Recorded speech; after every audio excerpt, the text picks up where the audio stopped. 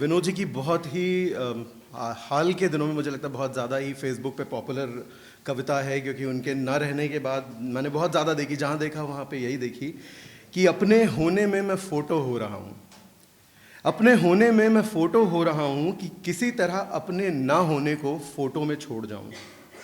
बस जितने काम का फ़ोटो होता है उतने काम का रह गया हूँ।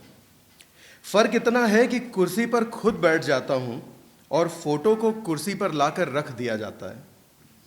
जो मेरे सामने बैठते हैं इस तरह बैठते हैं जैसे मेरी फ़ोटो के सामने कल के भविष्य में बैठे हैं। मैं कहीं जाता नहीं, घर पर रहा आता हूँ, पर फ़ोटो में मुझे खींच कर ले जाते हैं। ये इन्हीं दिनों की बात है कि इन दिनों मैं हूँ विनोद कुमार शुक्ल। धन्यवाद।